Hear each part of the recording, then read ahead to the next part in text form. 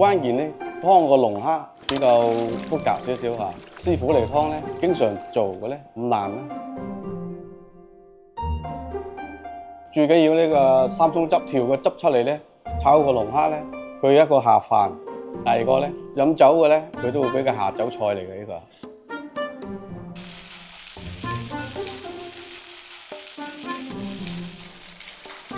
我係來自中國廣東省委建文。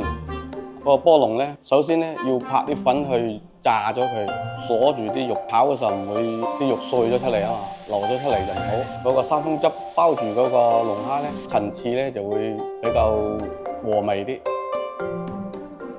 客人入口嘅口感咧，佢個葱汁啊爆發力比較香，同埋個龍蝦比較清甜。